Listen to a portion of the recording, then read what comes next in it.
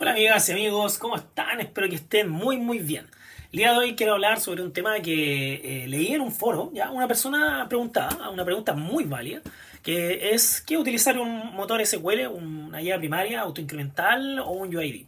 ¿Ya? Y una persona le contestó, me llamó mucho la atención este comentario porque dijo, yo tengo un compañero senior y él me dice que el autoincremental ya no se utiliza, está deprecado hace años porque es muy peligroso utilizarlo.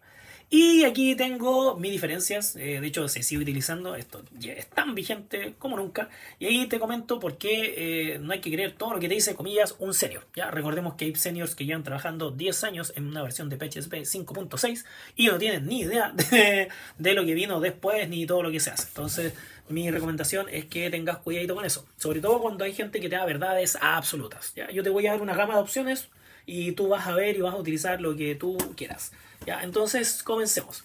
Primero que todo, ¿qué es un autoincremental? Un UID autoincremental en SQL es esto: uno, 2, 3. Cada vez que tú generas un registro, se va generando un autoincremental único. Y si, por ejemplo, tú borras el 2 y crees que va a volver a salir el 2 en el próximo registro, eso no va a suceder, va a salir el 3. ¿Ya? Así que eso es un autoincremental de una llave única. Y SQL por interno lleva guardando en una memoria muy pequeñita todos esos autoincrementales sí o sí, aunque tú los borres de forma física. Ya. Así que ojo con eso. Bueno, y todo depende del motor, de MySQL, MariaDB, SQL Server y todo lo demás. Entonces, tengo aquí algo que decir con respecto a, por ejemplo, este temita que es súper importante, que es la seguridad. ¿Ya? ¿Y qué es la seguridad?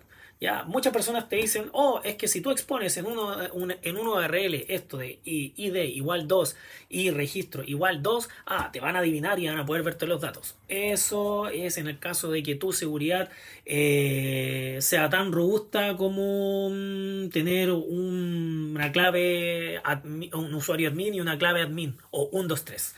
¿Ya? ¿Por qué? Porque generalmente nosotros ¿qué vamos a hacer? Vamos a colocar un sistema de roles. Primero que todo, vamos a tener cookies, vamos a tener JSON Web Token, vamos a tener por lo menos roles, ¿ya? Y no porque el usuario ID1 quiera ver los registros del usuario ID2 y que este reg2, por ejemplo, sea del usuario 2, va a poder verlo. No lo va a ver, te va a dar un error, te va a decir que no tienes acceso o que no lo encuentra y así de simple. Ya, eso es lo más básico en seguridad que vas a tener. Así que el hecho de que ya empiecen a adivinar esto, no debería ser nada para ti. A menos que, por ejemplo, tú tengas estos registros disponibles para que cualquiera los pueda ver. Pero como te digo, eso ya empezaría con que ya tu seguridad básica y mínima ya está expuesta, y eso, aunque tú manejes un UID, amigo, es explotable. Y te lo voy a demostrar con un caso empírico, el cual no voy a dar tanto detalle, ¿ya? Pero tengo dos casos donde yo pude explotar UIDs. ¿Ya? No los adiviné, sino que exploté UIDs ya existentes por falta de seguridad como las que dije anteriormente. ¿Ya? Así que un UID no hace más seguro tu sistema que con un auto incremental. ¿Ya? Así que no tienes un mínimo de seguridad como cookies, sesiones, roles y todo eso por el estilo. ¿Ya? Y otra cosa, generalmente no se expone el ID acá. ¿Qué es lo que vas a colocar tú? Por ejemplo, el RUN o el RUT, que es el número nacional en Chile que identifica o sea, el número nacional de persona natural, y el otro es el tributario de empresas. El RUT es de tributario y el N es de natural, de persona natural. Y aquí tú vas a colocar probablemente ese dato. ¿Ya? O sin el guión, simplemente el root y ya está. Y es más difícil que te puedan adivinar el user ID porque en este caso la tablita, el ID autoincremental, lo vas a estar trabajando solamente de manera interna entre el backend y también lo vas a hacer entre la base de datos, ¿ya? Y ahí lo puedes tener si es un SQL con vistas, con funciones o procedimientos almacenados, muy probablemente. Ya si estás ocupando full ORM y no entiendes nada de lo que te digo de temas de encapsular por seguridad en funciones o en procedimientos almacenados, igual te pueden atacar. Ya nada es infalible en la práctica, ni incluso los procedimientos almacenados 100%, si, como te digo, desde ya tú tienes expuesto a tu sistema sin roles ni nada por el estilo, o sin sesiones o algo mínimamente básico. Ya, así que eso. Por ejemplo, cuando tú lo tienes con un ORM, generalmente la gente coloca select en el ORM y no verifica el rol del usuario ni nada por el estilo. En ocasiones lo he visto, ¿ya? Mientras que en un procedimiento almacenado tú ya puedes tener o que te envían una DTO, que es simplemente un objeto con cierto tipo de información, y ahí tú puedes extraer esa información, validarla en un procedimiento almacenado o en una vista o en una función, y después tú haces todo por debajo y le das o no la información dependiendo si eso es correcto o no, ya, para proteger no solamente por la capa del frontend, por la capa del código del backend, y también estás protegiendo en la capa de la base de datos. Si es que quieren utilizar, por ejemplo, tus datos, ¿ya? Tú no vas a exponer las tablas, sino que expones procedimientos almacenados, vistas, y solamente lo que tú necesitas que se exponga. Con un ORM a veces hace una relación directa a la tabla y ahí expones la tabla completa. Y ahí vienen temas también de poca seguridad. Aunque sin el ORM igual lo puedes terminar haciendo si es que haces un select con un asterisco y ya está. Ya, así que ojo con eso. Por eso, nada es infalible. Y lo que yo te voy a decir es, nadie es dueño de la verdad. Tú ves las opciones, analizas la situación y ves si es necesario o no colocar una llave primaria o un UID. Y en algunos casos se usan los dos. Por ejemplo, ¿en qué caso yo he usado los dos? Ya. Primero que todo, vamos a hablar del peso en la base de datos. Cuando hablamos de una base de datos, también hablamos de que un int no es lo mismo que un big int y no es lo mismo que un varchar en peso. Te invito a hablar con el DBA de tu compañía para que él te explique, o en Google o inteligencia artificial, para que te explique que un char pesa distinto que un int y un varchar y un big int y un float y todo lo demás. Y si nosotros vamos a hablar de SQL, vamos a hablar de llaves primarias y llaves foráneas, donde tú vas a hacer una relación de 1 a 1, de 1 a muchos, de muchos a 1, y si lo haces por un UID va a tener que estar leyendo un varchar gigantesco, ya, y bueno, esto va a hacer que pese mucho más la búsqueda para el SQL que si lo hace simplemente con un auto incremental, con un entero o con un begin de toda la vida.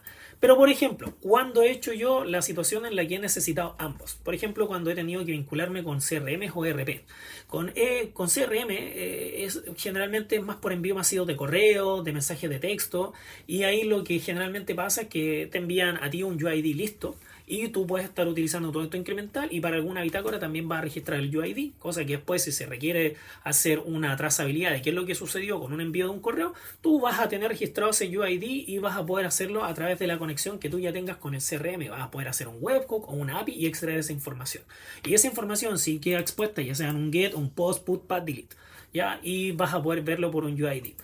Mientras que todo el trabajo interno, la relación interna entre tablas, la vas a terminar haciendo con la llave primaria sin haber expuesto esa llave primaria al exterior o a la página web, por ejemplo. Como te decía en el caso del root, tú igual puedes trabajar con un UID o con un ID común y corriente autoincremental, y vas a poder buscar por ese root y por debajo vas a estar extrayendo ese ID de usuario y vas a poder estar buscando todo en vista, procedimiento almacenado o incluso a través de tu ORM favorito. ¿Ya? Pero de manera interna en el backend, no en el frontend. ¿Ya? Así que eso. Cuando hablamos también de SQL y no SQL, hablamos de que en SQL es normal utilizar las llaves primarias y los autos incrementales, pero en no SQL no, porque el no SQL, ¿qué es lo que pasa con esto? Que son colecciones de datos físicos literalmente. Entonces, ¿qué es lo que tú vas a hacer con esto? El sistema, no sé, como MongoDB o motores como MongoDB o Cassandra o lo que sea, te va a estar entregando un UID de cada registro, y eso es súper normal. ¿Ya? Y ahí tú vas a utilizar un UID y no te va a importar mucho, porque no SQL lo que se premia es la redundancia del dato. Por ejemplo, tú vas a tener una colección de datos de usuario versus otra colección donde vas a tener datos de usuario más el dato de una encuesta que se hizo. Y ahí va a haber redundancia, mientras que en SQL no. En SQL lo que se busca es que tú normalices como mínimo hasta la tercera norma de SQL como mínimo, idealmente. Puede ser que no, que también ocupes la 1 o la 2, tampoco hay tanto problema, todo depende del proyecto, pero generalmente, en mi caso, he visto que se ocupa hasta la forma 3 en la mayoría de los casos, mayoría, no en todos. Y tú vas a llegar y vas a poder hacer toda la extracción directa, porque en SQL el SQL es más rápido para lectura, pero es más lento para escritura. Versus que en no SQL es más rápido para escritura, pero no para lectura, porque son colecciones de datos. Y ahí es donde tú premias la redundancia, porque en definitiva vas a copiar datos muy similares de la colección de usuarios, también en la colección de encuestas, para no tener que andar haciendo este tema de llaves foráneas y llaves primarias en un no SQL. Lamentablemente he visto gente que trabaja en no SQL como que fuera SQL, lo que es peor aún, ¿ya? Pero bueno, es por eso que se suele utilizar mucho el UID en no SQL, porque prácticamente tú quieres identificar registros, como son prácticamente archivos JavaScript. ¿ya? Aunque igual aquí hay un tema de registros únicos, pero aquí el motor hace lo suyo por debajo, tiene una memoria específica donde va registrando ciertas cositas, así que el tema del auto incremental suele ser un poquito más rápido, por eso es más rápido para lectura. Y después, si es que tú quieres combinar lo mejor de un mundo, puedes ocupar CQRS, donde puedes tomar todos los datos necesarios de un NoSQL, puedes utilizar ETL, que es extraer, transformar y cargar, o ELT, que es prácticamente lo mismo, pero tiene alguna pequeña diferencia, que es extraer, cargar y transformar. Transformas después, ¿ya? Y lo puedes pasar a un SQL, o esto incluso puede moverse hacia acá, para pasarlo a un BI o un Excel, la información ya tabulada y lista. Ya se puede utilizar antes o después, sobre todo el ELT. ¿Ya? Y ahí tú ya puedes tener todo en la práctica y ya podemos tener lo mejor de ambos mundos, tanto en lectura como escritura. Pero no me quiero desviar del tema, y el tema principal es ¿qué conviene más usar? Bueno, depende.